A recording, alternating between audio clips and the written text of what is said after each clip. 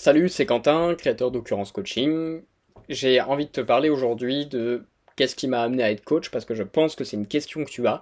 Pourquoi j'ai choisi d'être coach? Est-ce que j'ai fait ça comme ça, je me suis orienté vers ça parce que je me suis dit, oh tiens, je peux peut-être aller vers ça et je fais mon petit business comme ça? Non, non, pas du tout.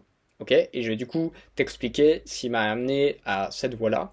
Et je vais même avoir l'honnêteté et la transparence de te dire que ce que j'aspire à devenir comme coach et comme offre de coaching, tout ce que j'ai envie de proposer pour vraiment impacter la vie des gens et des gens comme toi, c'est un chemin qui trouve une origine quelque part, d'accord, et quelque chose qui m'a mis du temps.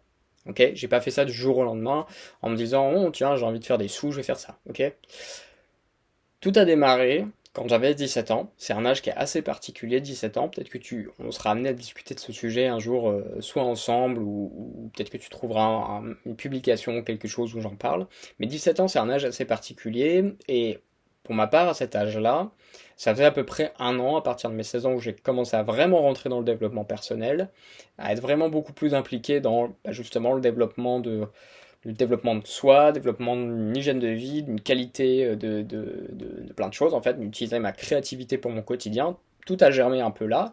Mais à 17 ans, il y a eu quelque chose qui a vraiment fait la différence. C'est que à force d'aller vers mon plein potentiel, en fait, et d'aller à mon apogée, et connaître le vrai bonheur, l'ataraxie, alors certes, j'avais un cadre de vie qui permettait tout ça, et c'est pour ça que j'insiste très souvent en coaching sur développer son cadre de vie qui permet ton expansion et pas quelque chose qui va t'abaisser. Ok, parenthèse fermée. J'ai découvert en moi ce que j'appelle l'étoile d'âme en fait. Alors c'est pas l'étoile de l'âme, c'est voilà ce que moi j'appelle, ok, et vraiment que moi hein, là qui appelle ça étoile d'âme, d'accord. Si tu vois ce terme-là ailleurs sur internet, ça parle probablement pas de la même chose, mais à cette époque-là, 17 ans, ce que je vois en moi, j'appelle ça l'étoile d'âme. C'est quoi en fait? C'est tout simplement ce qu'on appelle l'essence. Ok, c'est l'essence, tu peux trouver ça chez certains philosophes, Spinoza notamment, qui parle de ça, l'essence d'un individu. Ok, moi j'ai appelé ça l'étoile d'âme parce que ce que j'ai vu, d'accord, bah, vraiment ce à quoi je me suis relié, c'est une étoile. Pour moi, c'est comme une étoile en fait. Et j'ai vu ça vraiment comme une graine. Tu imagines une graine de blé, sauf que c'est une graine de lumière. Et en fait, cette fameuse graine de lumière là, et c'est pas du folklore ou quoi que ce soit, quand même, hein, je sais de quoi je parle. C'est pas des choses que j'ai inventées mentalement, c'est de l'ordre du sensible, c'est de l'ordre de la conscience. Ok, parenthèse fermée. Euh, pour moi, c'est là en fait où se réserve le potentiel, toute l'anale du chemin de vie, si tu veux, exactement comme dans une graine de blé, enfin un grain de blé, pardon, tu as en fait tout le potentiel génétique et tu as aussi quelque part tous les scénarios possibles pour cette graine-là. Ok, toutes les informations sont contenues là-dedans.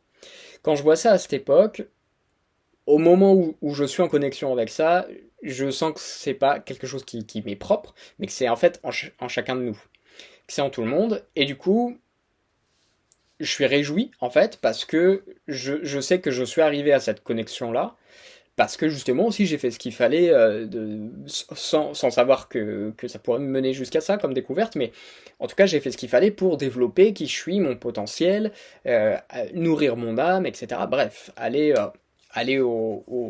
continuer sur le chemin du bonheur, voilà. Et donc à cette époque là, quand je découvre ça, je sais que tout le monde l'a à l'intérieur, tout le monde a une essence, donc tout le monde a comme ça une réserve de potentiel illimité qui peut permettre de créer en fait tous les scénarios qui sont possibles avec ce potentiel-là, notamment sa meilleure vie. Et donc, à cette époque, moi, je suis un peu comme un extraterrestre, je fais un peu contraste avec mon environnement. J'ai un peu le sentiment d'être en décalage, je vois beaucoup de gens qui sont malheureux et tristes, etc. Et je me dis, mais si tout le monde avait cette habitude de vie que j'ai, le monde irait mieux. Parce que je vis selon mon propre chemin, je vis selon ma conscience, etc. Et du coup, si tout le monde fait ça demain, ben, on change de société, on change de monde. Et donc c'était à cette époque-là, comme au moment où j'en étais dans ma vie, j'avais envie, voilà, de faire des choses. Parce qu'étant multipotentiel, j'aime faire plein de choses, aller faire des choses qui sont différentes. Et donc j'avais ce souhait-là de partir commencer à creuser le métier de coach, tu vois, de coach de vie. Et donc, bon, la vie a fait que ça s'est pas passé exactement comme prévu, tu vois, voilà, enfin la vie en fait.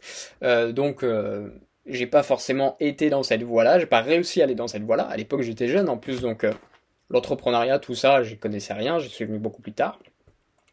Mais un truc qui est certain, c'est que ça avait changé quelque part ma perception des relations humaines, du monde et de l'humain pour à tout jamais. Parce que pour moi, un être humain, c'est juste un être spirituel qui vient vivre une expérience humaine. Et bah, voilà. Et puis il y a des gens qui ont peut-être plus ou moins facilement accès à cette conscience-là, cette information-là, et c'est ok. Et moi, en fait, qui je veux aider aujourd'hui, c'est les gens qui ont bah, une forte conscience, forte spiritualité, forte sensibilité, et qui sentent un petit peu justement pas trop, enfin, qui ont du mal en fait. Ok. Et je suis passé par des expériences comme ça a été aussi, là je t'ai vendu un petit peu du rêve peut-être, hein, je t'ai parlé du meilleur moment de ma vie, mais j'ai connu aussi tout le contraire les années suivantes. Ok, et ça d'ailleurs ça m'a énormément forgé, ça m'a permis aujourd'hui en tant que coach d'avoir un panel d'expérience qui est plus large que le mec qui a connu que le bonheur. Ok, donc c'est pour ça que quand les gens viennent me voir et qu'ils sont en souffrance, qu'ils sont dans des situations difficiles, tous les domaines, hein, on peut être sexualité, argent, santé, relations, carrière, peu importe, ok, on peut en discuter en fait, ça peut, enfin, ça va pas être mon mental qui va parler, j'ai l'empathie pour comprendre la personne, sa situation. Et je suis moi-même passé dans des moments de souffrance dans ma vie, ok, donc je ferme la parenthèse. Donc c'est ça qui m'a amené à être coach, si tu veux. Plus, évidemment, bah, tout ce qui me passionne, hein, le développement personnel, plein de sujets liés au bien-être, voilà, et en fait, aujourd'hui, j'ai pris conscience, si tu veux, que, bah ça y est, depuis des années, j'ai quand même fait un petit peu bien le boulot, enfin, j'ai un bagage de formation, d'expérience, de connaissances, euh, d'outils que j'ai développés, enfin tout ça en fait fait que ça peut vraiment aider des gens, quoi, ça peut vraiment faire une différence.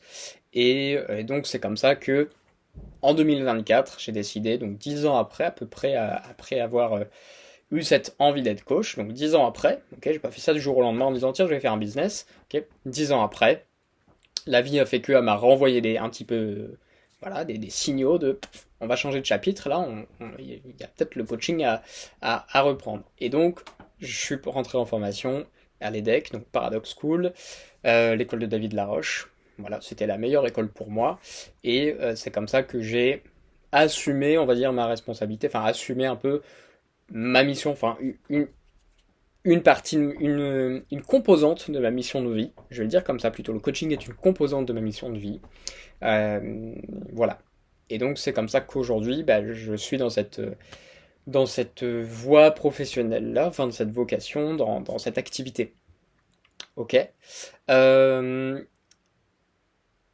T'as tout à fait raison, si jamais t'as cliqué sur cette vidéo pour bah, essayer en fait tout simplement d'avoir une réponse à la question que tu te poses de qu'est-ce qui m'a amené à être coach, voilà, je t'ai fait une réponse assez claire. Si elle l'est pas assez, il n'y a pas de souci, hein, tu m'écris. Moi, j'ai aucune honte avec mon histoire, je suis transparent. Voilà. Et, euh, et on peut échanger ensemble. Il y a possibilité de prendre un appel qui est gratuit. Juste, ça permet de se connaître, voir comment on peut. Enfin, quand je dis on, c'est moi et toi, d'accord. Comment on peut t'aider, donc c'est toi aussi. Comment on peut faire en sorte que voilà, soit tu règles un problème qui est vraiment problématique pour toi, qui t'empêche d'avancer, d'accord? Pas un petit truc, hein, un truc qui est vraiment problématique et que tu veux qu'on règle. Ou essayer d'atteindre un truc un peu un niveau au-dessus, voilà, progresser dans un domaine de vie, peu importe. Le mieux c'est de discuter avant pour faire un état des lieux et voir c'est quoi la meilleure manière en fait de parvenir au résultat que tu souhaites ou en tout cas à avancer, ok? Et à être surtout dans de la satisfaction. Parce que je suis pas le genre de coach qui aime vendre des séances, hein. Comme je l'ai dit, je suis pas fait coach pour faire un business comme ça où je vends des séances. Non, non. Moi, ce qui m'anime et ce que je souhaite, c'est des résultats pour des gens qui en ont besoin. Ok. Voilà. Des gens comme toi. Merci encore. Je te dis à la prochaine. C'était Quentin et à bientôt.